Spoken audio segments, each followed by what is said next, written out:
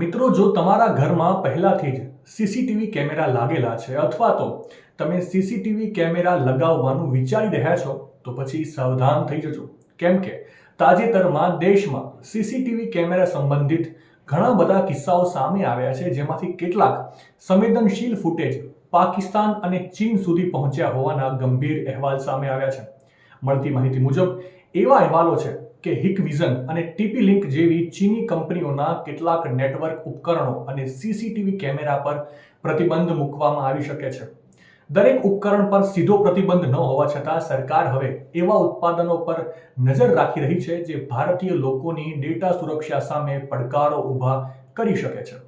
Cyber નિષ્ણાંતો કહે છે કે આવા વિદેશી સીસીટીવી કેમેરામાં એવા સોફ્ટવેર હોય છે જે ક્લાઉડ સર્વરને ડેટા મોકલે છે. જો આ સર્વર ભારતની બહાર સ્થિત હોય તો ફૂટેજ પરનું નિયંત્રણ પણ ગુમાવી શકાય છે. જો તમારા ઘરમાં કે ઓફિસમાં આવા સીસીટીવી કેમેરા લગાવેલા છે તો કેમેરાની સેટિંગ્સને અત્યારે જ બદલવાની ખાતરી કરો. ક્યારેય ડિફોલ્ટ યુઝરનેમ અને પાસવર્ડનો ઉપયોગ કરશો નહીં. મજબૂત પાસવર્ડનો ઉપયોગ કરો અને તેને વારંવાર સમયાંતરે પણ અપડેટ કરતા રહો. હિકવિઝન અને ટીપી લિંક સીસીટીવી કેમેરા અંગે હાલ સરકાર તરફથી કોઈ સ્પષ્ટતા નથી, પરંતુ શક્ય છે કે સરકાર નજીકના ભવિષ્યમાં કોઈ સલાહકાર કે માર્ગદર્શિકા જાહેર કરી શકે છે. માહિતી સારી લાગી હોય તો રીલને વધારે શેર કરજો અને આવી જ અવનવી માહિતી માટે સંદેશ ડિજિટલ સાથે જોડાયેલા રહેજો.